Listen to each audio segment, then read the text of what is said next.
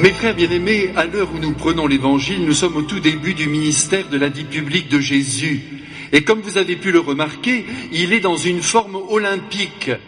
La preuve, c'est qu'il parvient à parler pendant des heures et des heures à la foule, sans doute en poussant sa voix pour que tout le monde puisse l'entendre. Et croyez-moi, parler avec force et conviction à un grand nombre et sur plusieurs heures, c'est extrêmement fatigant. En même temps, Jésus n'a que 30 ans, sa voix est toute neuve, et ce n'est pas dans l'atelier de son père Saint Joseph qu'il l'a usée. Là, il a plutôt abîmé ses mains, à force de raboter et de scier des poutres en bon charpentier.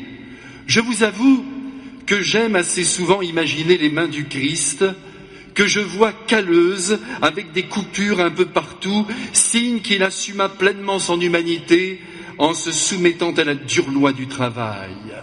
Mais laissons de côté ses mains et revenons à sa voix qui, en ce moment sur une montagne de Galilée, proclame la sagesse de son Père avec une maîtrise qui nous laisse sans voix.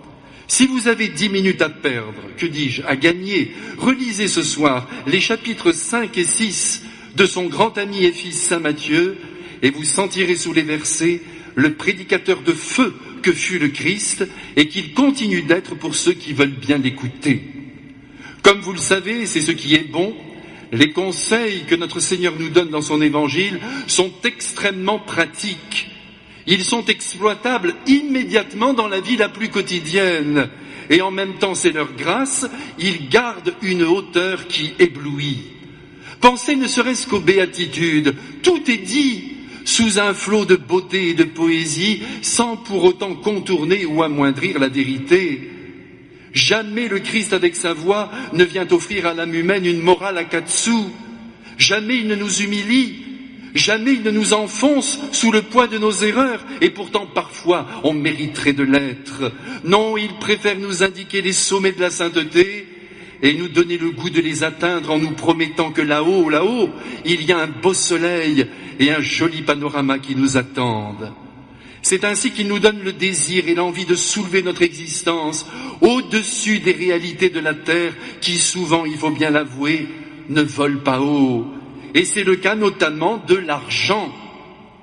Aussi, devant le danger que nous encourons ici-bas, au milieu des affaires de ce monde, Jésus s'écrie avec son bon sens habituel: aucun homme ne peut servir de maître. Ou bien il détestera l'un et il aimera l'autre, ou bien il s'attachera à l'un et méprisera l'autre. Vous ne pouvez donc pas servir, ajoute-t-il, à la fois Dieu et l'argent. Ici, derrière les mots du Christ, mes frères, nous découvrons peut-être stupéfaits que l'homme est appelé, durant son séjour sur la terre, à se comporter en serviteur et non en maître. C'est le premier coup que nous recevons derrière la tête, derrière notre tête souvent orgueilleuse, qui certains jours se croit toute puissante. Qu'on se le dise, sur la terre comme au ciel, il n'y a qu'un maître. Et ce maître, c'est Dieu. Dès lors, si l'on est au sommet de l'État ou en charge de grandes responsabilités, si l'on est chef d'entreprise, professeur, médecin, militaire, magistrat, que sais-je, prêtre ou autre ministre, personne dans ce panier ne doit se considérer comme le maître de qui que ce soit et même de quoi que ce soit. Sur la terre, il n'y a que des serviteurs. L'avons-nous compris? Qui n'est pas au clair sur ce fait risque de troubler sa vie jusqu'à la perdre et d'empoisonner aussi celle des autres.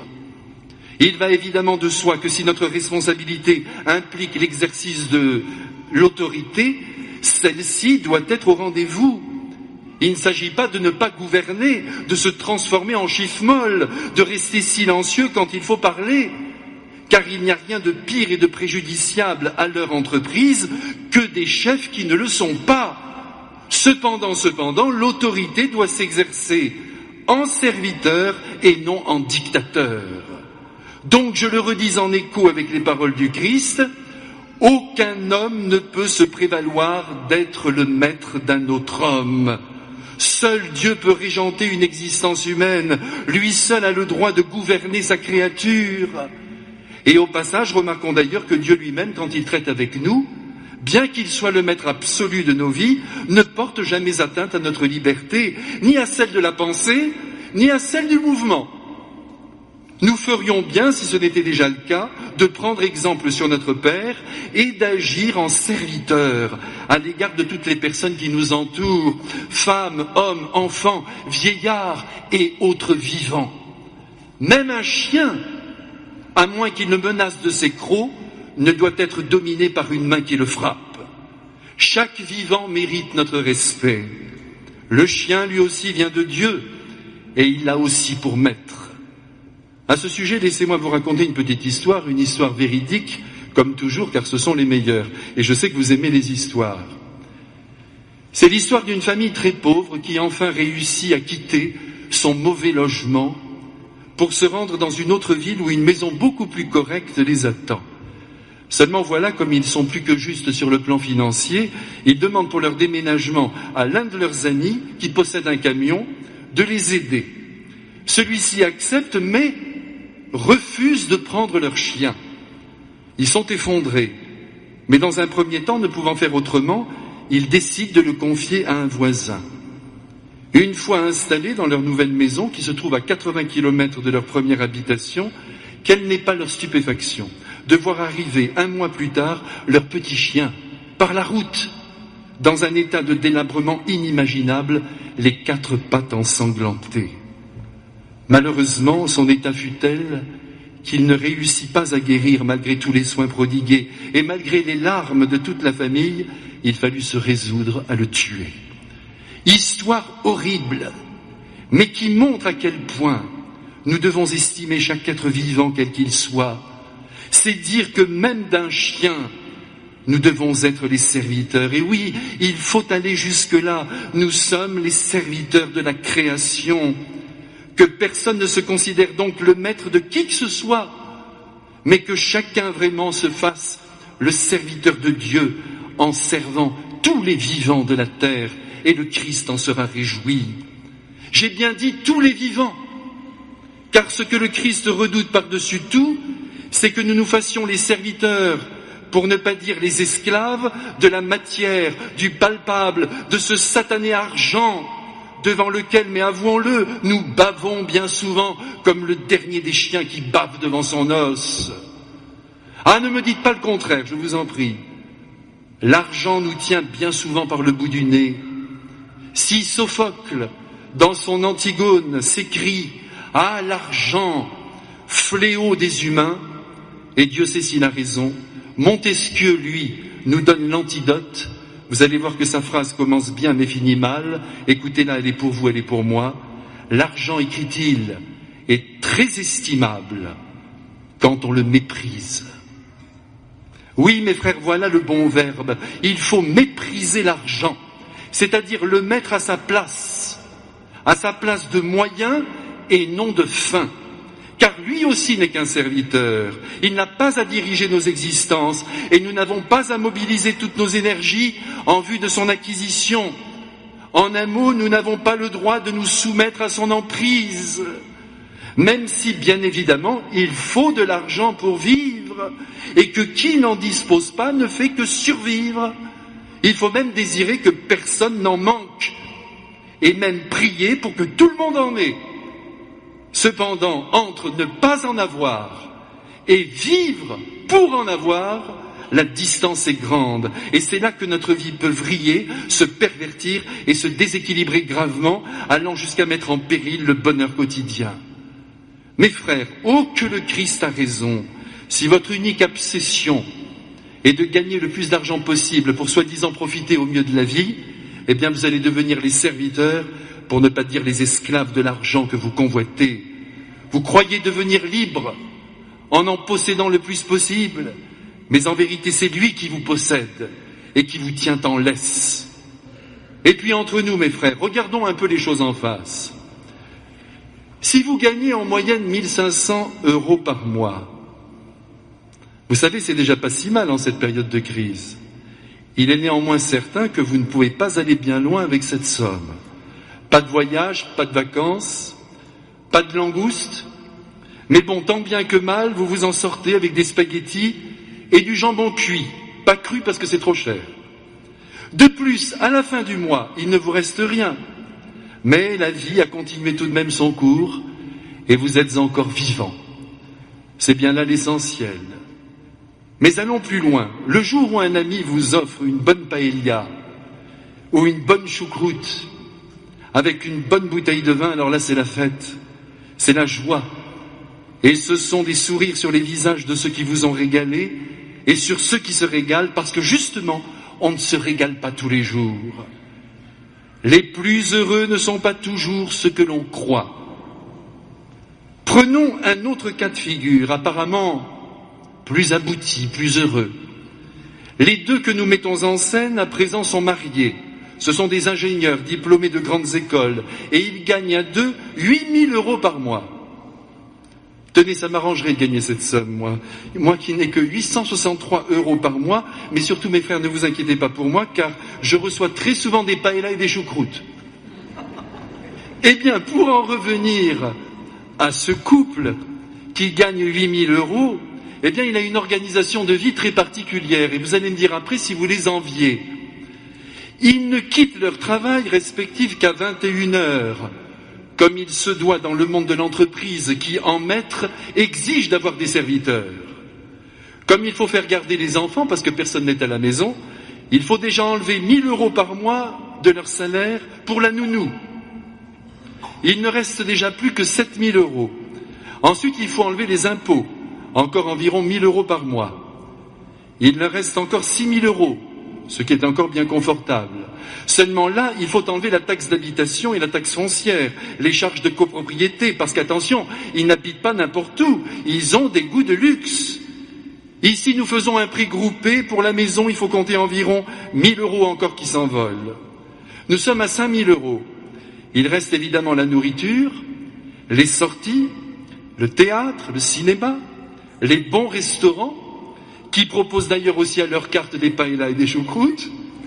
Et puis il y a les vacances que nos deux soi-disant privilégiés veulent passer à l'autre bout du monde, avec des vols en avion à peu près de 1 000 €. À cela, il faut ajouter encore les vêtements, qui doivent bien sûr être des vêtements de marque, la voiture qui ne peut être qu'une BMW ou une Mercedes, et à la fin du compte, mes frères, il ne reste pas grand-chose sur le compte. Sans compter les soucis. Venons-en à ces chers soucis qui obsèdent ceux qui possèdent ici-bas quelque chose. Ah oui, j'ai oublié de vous dire aussi qu'avec leur rythme de vie, nos gens, à 8 000 € ne voient pas leurs enfants grandir. Et même eux deux se croisent toute la semaine et ne se voient que le week-end, et encore avec des amis, bien sûr, et là encore, il faut débourser. Quant à leur vie d'intimité, ils sont trop fatigués pour l'honorer. On se couche et on dort. Je ne dis pas que c'est une vie de chien, mais enfin leurs pattes sont ensanglantées. C'est pourquoi, vous voyez, il faut, avec le Christ, prendre en pitié ceux qui courent après l'argent et compatir à leur sort, car ils sont souvent de très grands inquiets. En vérité, je vous le dis, le Christ ne tape pas sur les riches parce qu'ils sont riches, il tape dessus pour les réveiller. Il leur dit qu'en s'asservissant à l'argent, ils en viennent à tout perdre. Leur temps, leur équilibre de vie, leur santé, parfois leurs enfants puisqu'ils s'en occupent si peu, et même ils peuvent en venir à perdre leur Dieu, ce qui est très grave. Mes frères, si le Christ est si sévère avec les possédants, c'est parce qu'il entend les libérer de leurs calculs mal calculés, qui au fond finiront par pourrir leur vie, mais aussi parce qu'il veut, je le redis, les libérer de leurs inquiétudes, car nombreuses sont les personnes qui cherchent à amasser de l'argent par peur du lendemain. Jésus leur dit, sots que vous êtes, vous feriez mieux de vous appuyer sur moi, qui suis le maître de la vie et de la mort, et qui veut votre bonheur. Vous ne savez même pas si demain vous serez vivant. Si aujourd'hui vous sourit, dit le Christ, bénissez-moi, remerciez-moi, car c'est grâce à moi qu'en vérité vous ne manquez de rien. Et si demain s'assombrit, ne faites pas triste mine, ne tremblez pas, appelez-moi plutôt, comptez sur moi, faites-moi confiance, je serai là pour vous aider, moi qui vous ai créé, moi qui ai revêtu les lys des champs d'un vêtement de beauté, moi qui ai couvert le dernier des moineaux d'une robe en plumes soyeuses. Or vous valez bien plus que tous les moineaux du monde. Mais bon sang, ayez foi, dit le Christ, foi en mon aide et non en votre argent. J'ai remarqué, continue le Christ, que depuis 2 ou 3 ans, vous avez adopté en France un tic de langage, un bout de phrase que vous répétez sans cesse, surtout à Marseille. C'est le Christ qui le dit, il faut le croire. Quand quelqu'un vous dit, continue-t-il, je t'attends à tel endroit, tu seras là, je compte sur toi, vous répondez des milliers de fois par jour car c'est un tic, pas de souci. N'est-ce pas, mes frères, c'est la vérité. Toute la journée, pas de souci, pas de souci. Vous ne savez dire que cela, dit le Christ. Eh bien, ce n'est pas tout de le dire, il faut à présent le vivre. Ces mots, vous les prononcez machinalement, mais vous ne les pensez pas, alors arrêtez de les employer. En revanche, suivez mon conseil, et ce sera le dernier pour ce jour, dit Jésus. Que vous soyez en galère ou non, jetez par-dessus bord l'amour de l'argent, et faites monter par la passerelle la confiance en ma providence, qui ne demande qu'à vous aider, si bien sûr au milieu des tempêtes vous fixez cette providence, comme le capitaine au long cours fixe le phare pour arriver au bon port. Mes frères bien-aimés, à chaque jour suffit sa peine. Jésus nous l'a dit, arrêtons-nous donc de nous inquiéter. Dans 1 heure, une bonne paella ou une bonne choucroute nous attend. Vous voyez bien que Dieu notre Père ne nous a pas oubliés. La providence est à nos côtés, il faut le croire. Elle est prête à bondir pour combler nos manques. Et parce que désormais nous voulons compter vraiment sur elle, pour la première fois ce matin, nous nous disons les uns aux autres, mais cette fois-ci en toute vérité, pas de souci. Mes frères, c'est le bon chemin. Prenez-le. Amen.